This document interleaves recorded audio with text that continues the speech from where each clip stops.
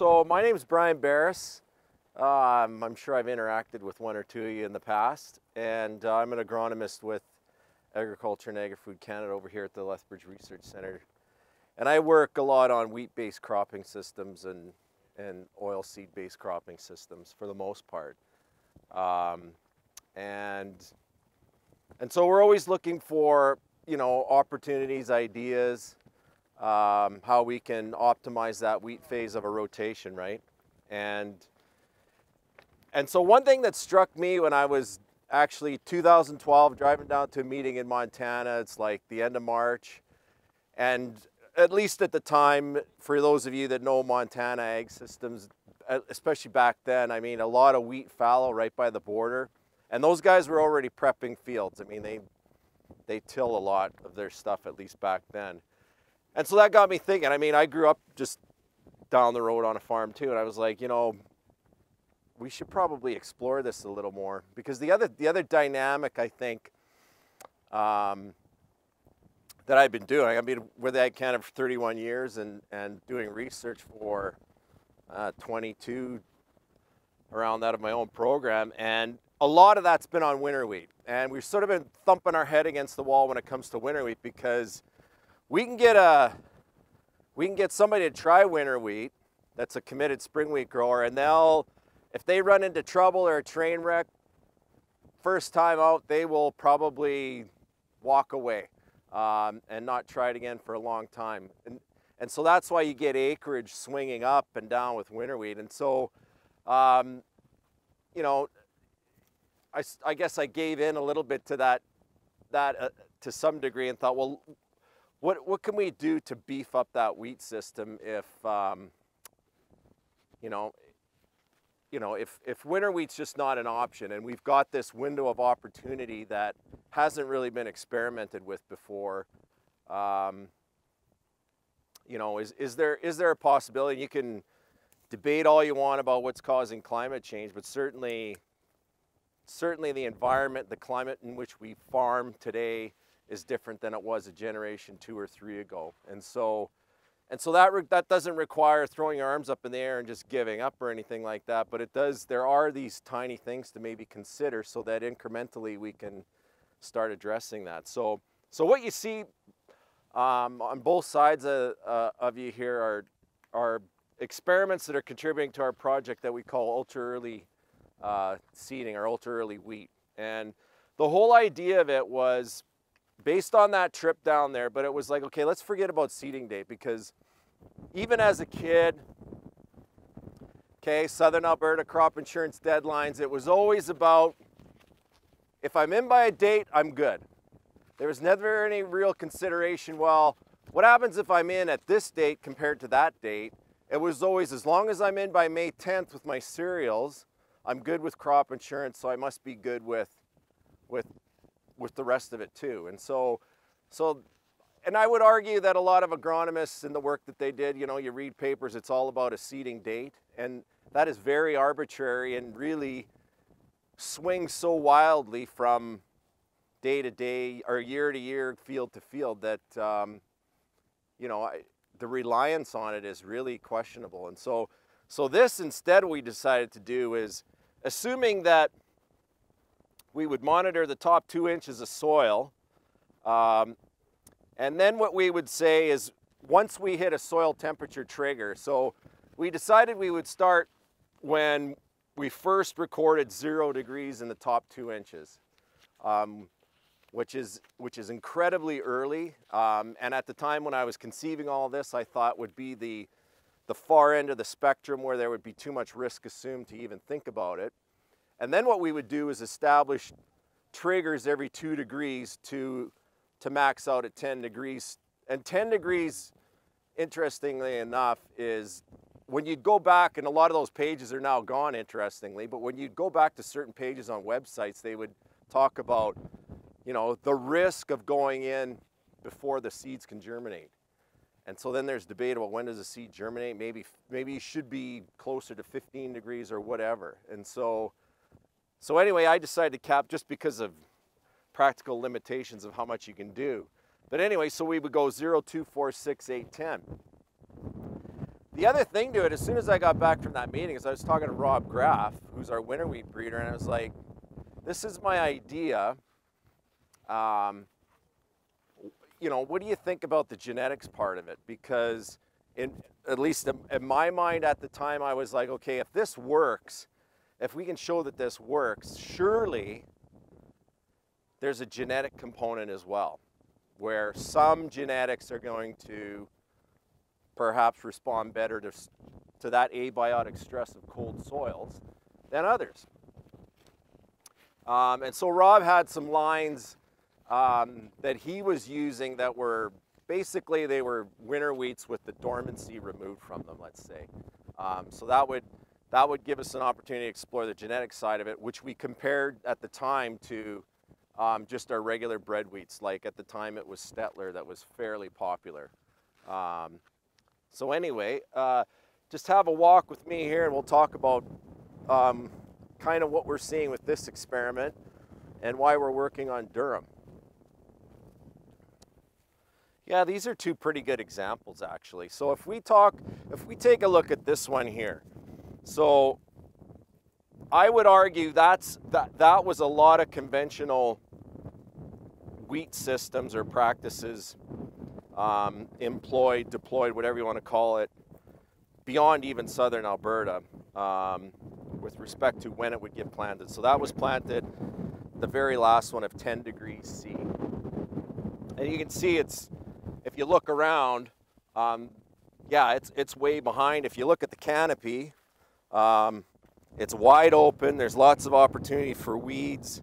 So it's far from ideal. But the question is, you know, that's great, Brian, but is my yield with this year after year, field after field though, would it be more stable? So would I get more consistent yields with this versus going with what we thought would be way more riskier, which would be an ultra early? So if you take a look at this one, so now we got lots of shading between the rows. We're gonna get, you know, we're as close to canopy closure as you're gonna get. Got nice, great color, good health. This went in at 0 degrees. So we forgot about planting dates and we went in at 0. And this gives you an idea of how wild that can look. So our very first experiments with bred wheat, the first year we did it was March 6th, I believe. The year after that, we hit 0 at February 16th. Then it swung into April. So you can see sticking to an arbitrary calendar date makes no sense. And I would argue logistically as well, I think you're in a way better situation from a planting logistics standpoint, and it widens up your window. So a lot of the arguments that we make for benefits of switching to winter wheat, or at least adopting some winter wheat acreage, would apply to what we call an ultra early plot like this, which is 0 degrees. Now, so far, now the one thing you'll ask, okay, that's great. Is this a one-off? Like, how many times have you observed this benefit? And we're actually, before this experiment on Durum,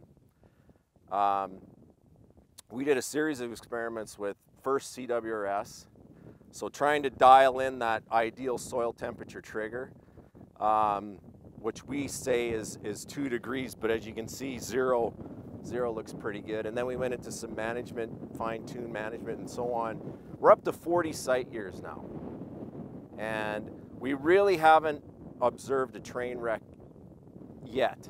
And we've had some wild weather. So imagine this, planted on February 14th. The shit this would endure in terms of snow, ice, all kinds of abiotic stress around even ambient temperatures, frost events. And the first time we were doing this with CWRS and we had that type of weather, I thought, you know, some of these guys are going to drag me out and hang me because I've told them to go out.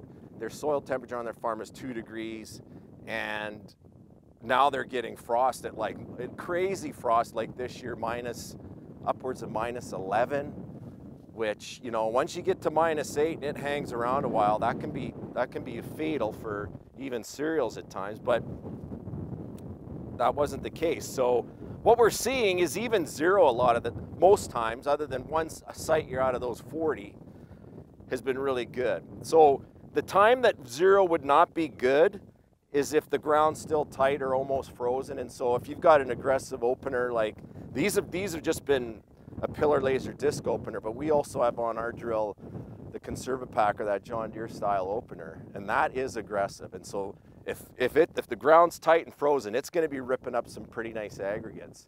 So then you don't have the seed to soil contact, then you got potential for not the greatest crop establishment. But if the conditions allow, even 0, I would say, is your trigger. So, and you know, if you walk along, you'll see 2 degrees looking a little bit later than this one, but still really solid. The real take home here is that, you know, after 40 site years, it's time and time again we're seeing a really good advantage. So imagine the advantage. Your field's looking like this, right, as opposed to that. And so the other things that we did, we have Graham Collier on as a PhD student. And so we did our proof of concept, which was this basic experiment with bread wheat, knowing that, yeah, our opportunity to start planting starts at 2, we could even say 0. So that's the trigger to go. And then he looked at things like, probably one of the more interesting things that we did that just got accepted for publication this week actually is like, okay, a question you would ask right away on something like this, planted February 14th, is like, well, there obviously I'm not going to be pulling out the sprayer and doing a glyphosate application ahead of that, right? What the hell would be the point of that? Because there's no weeds. So that's kind of another advantage I would argue with this, is that, and we're still trying to dial that in and reconcile that a little bit, but the fact is, and this is the case with this one as well, nothing was put on ahead of time, so the guys just planted it. With this particular field, and we'll talk about some of the conditions in a bit as well related to this field, they just went in with 2 in-crop applications because they've got a wild oat problem here. Normally, that one application probably would have been fine, but they've got, I guess, some resistant oat issues out here. So now not only do you have an early wheat crop that's more competitive, but now you've also addressed potential evolution of resistance of your weeds on your farm to glyphosate, because this is a system that doesn't need it. You can just put this down, go in later if you want, or what Graham and I were looking at, which we've done with some winter wheat in the past, is if you're planning ahead and you know you're going to adopt this system and you've got your field picked out in the fall, go in mid-October and put down a pre-plant, a residual pre-plant like a pyroxasulfone flumioxazin tank mix like Fierce. What that allows you to do is you got that residual, now there's your pre-seed done, you know, the fall before, and that might be all you need depending on what the weed abundance and distribution of weeds are in your particular farm. A caveat to that though is we're standing in Durum, right? Durum doesn't like pyrox, so if you were going to plan ahead and do a pre-plant with Durum, you would want to use just the flumy part of it, which is Volterra, I think is what it's called. So there's a lot of options, a lot of opportunities, you know, and we're not naive. We're not saying, geez, you know, adopt this and it's going to work every year in every field, you know, from Texas all the way to Antarctica and to the North Pole. No, it's not going to work every year in every field, but it's going to give you a hell of a lot more opportunities than you think, which really surprised us as well. We've been as far north with this project as Dawson Creek, BC.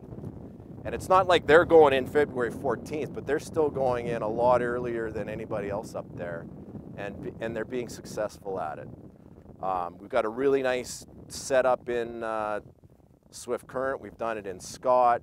It's in Indian Head this year, Saskatoon, Edmonton. We've got committed growers now in central Alberta, southern Saskatchewan, southern Alberta. It's definitely a concept that's proven itself to be worthy of adoption and scale up. And the other thing, the other question that we had was, okay, we worked on CWRS and I talked about those genetics. We found that the commercially available varieties work just fine. There was no difference between them and any of these lines that we were calling cold tolerant.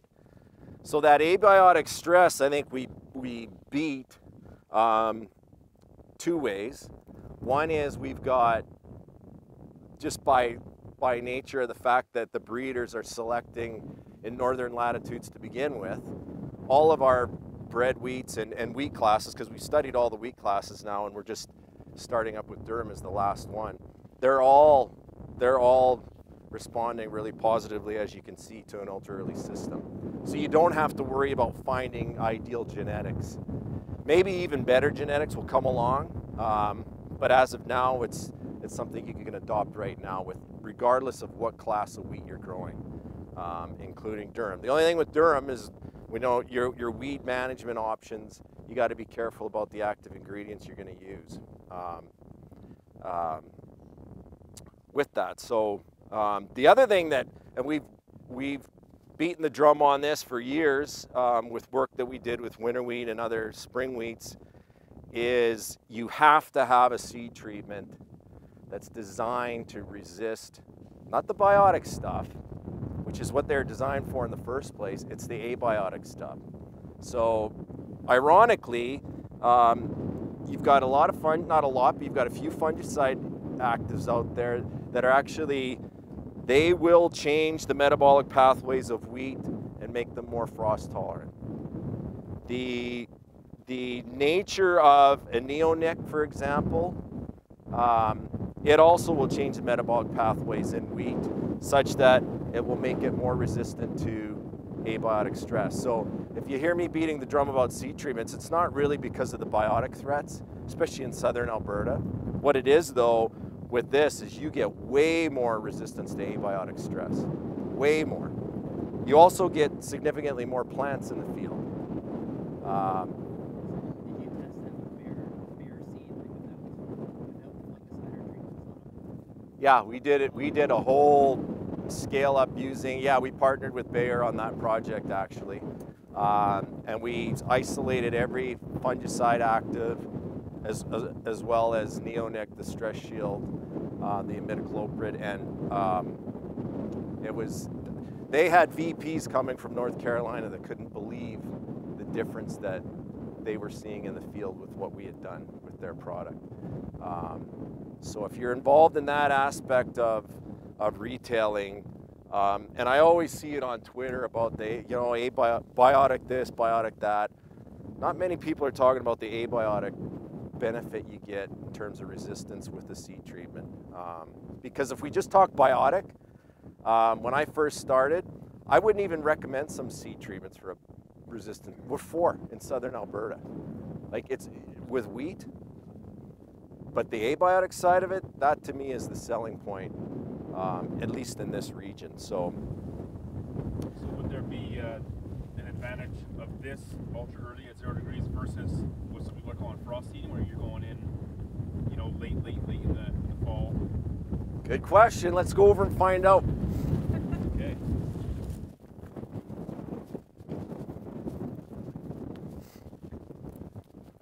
Okay, so the next part of the project was, okay, we've done a proof of concept with the soil temperature triggers with ultra early, knowing it works with wheat and all the wheat classes. Now let's talk a little bit more about integration, making the system as more solid as we can. And that, where we talked about seed treatments, we've talked about alternative herbicides management systems, and then depth's always a question. But basically, and seeding rate, obviously, and if you've heard or read about our stuff before, we've sort of really pushed for higher seeding rates. And particularly with newer genetics that got higher yield potential, you're seeing really good responses to that, particularly in Durum. Back when we did one of our first seeding rate studies, it was AC Avonlea, now a really old Durum variety, and it was responding to seeding rates of 45 seeds per square foot. which is what we recommended for winter wheat.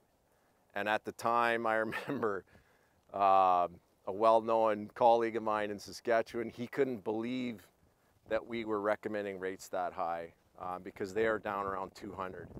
And we've shown 200 or 20 seeds per square foot. And we've shown over and over again the superior advantage to higher seeding rates. And yeah, there's gonna be some years where 250 to 350 to 400 kind of looks the same when you just look at yield, but is that all that we're talking about when it comes to, you know, an integrated concept or a system? No, there's a lot of other benefits you're deriving from that, especially when you tag on now ultra early seeding and the like.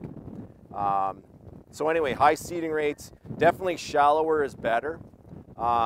We didn't really get a good response, I would say, to depth with this experiment in year one here, because as you can see, there's canola stubble everywhere. And so what happened was, if you're familiar with a pillar laser opener, which is probably the best opener, disc opener anyway, for some of the stuff we do, but if the trash is really wet, you'll still get hairpinning. And we got a, particularly this experiment, there's a ton of hairpinning, plus trash blew in after, I think. So they had standability issues here, as you can see, but it's not an artifact of the actual experiment. It's that trash issue. So, and I think farmers are probably a little better at trash management and are aware of how badly they can screw themselves if they aren't on top of a residue management situation. So we got approval, we got funded by Sask Wheat to do the same type of work in Durum. And so that experiment, this experiment is related to that. But then a question every time we would tour our other site years ago when we first started that, right away we'd have a farmer. Hey, if this works if you're telling me ultra early works, why can't I go out in the fall and do it? And because I was a committed winter wheat agronomist, I would say, well, what the hell do you want to go in October and plant for? Just go with winter wheat. Oh, and then we get into that debate about winter wheat and all the problems it is to harvest and seed and whatever.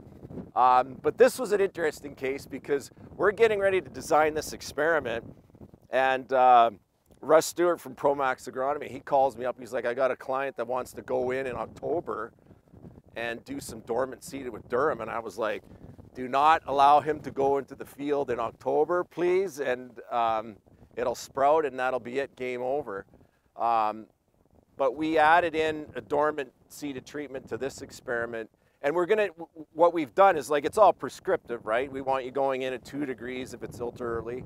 And so the definition for us for dormant would be as soon as the soil temperatures cool down so that they're 2 or lower, now you've got what we would call dormant seeded conditions. And so for us, last fall, and for the farmer up in Rolling Hills, that was kind of mid to the 3rd week of November. So that farmer went in Rolling Hills and did a quarter section of Durum.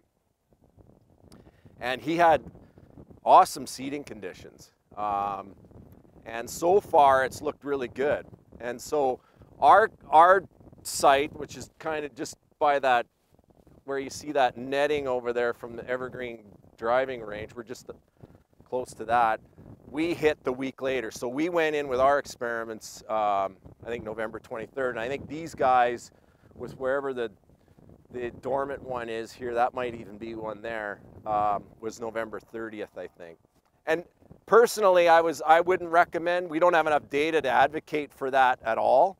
But you'll see here that dormant seeding has been quite successful here. It's been successful at our site. It's been successful for the farmer in Rolling Hills, but it was a train wreck in Swift Current. I just got the pictures today. Every plot that was planted as a dormant situation is dead. And now the part of that is like when they went in and planted, what all of us did, including the farmer, we planted and then we're like, well, it shouldn't sprout, right? And then when our guys went in February 14th or 9th or whatever that was, well, Caitlin, you were there, I think. Steven's digging around, and sure enough, he goes into the dormant seeded ones, and they've popped.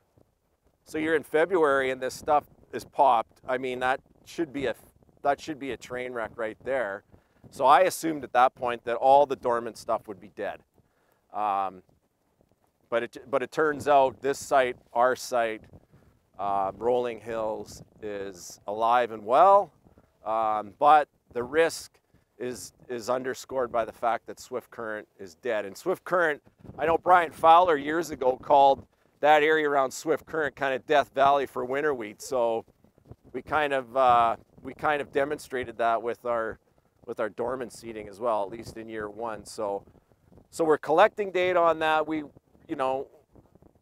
I think it's a really good question, and we've got it asked enough times that we need to get some data on that to make a clear recommendation or conclusion of when it works and why, and when it doesn't work and why. And so anyway, that's the dormant one. And then I think the one you're standing beside, I don't know why I flagged that, because it looks like shit probably.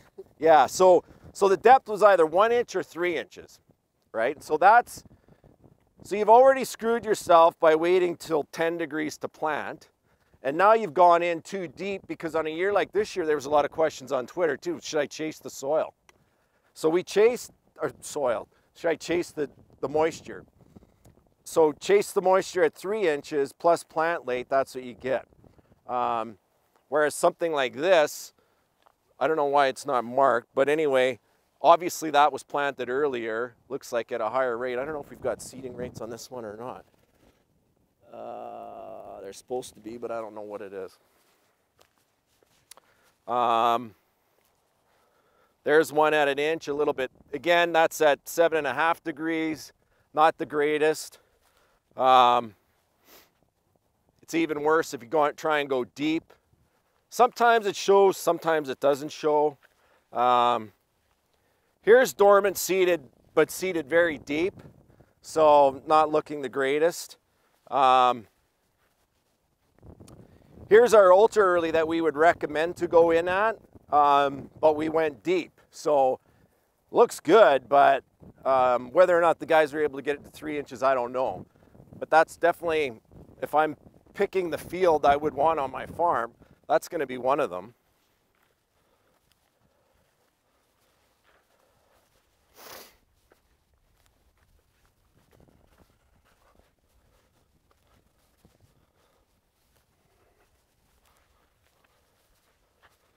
There's another deep one at 10 degrees. Sure.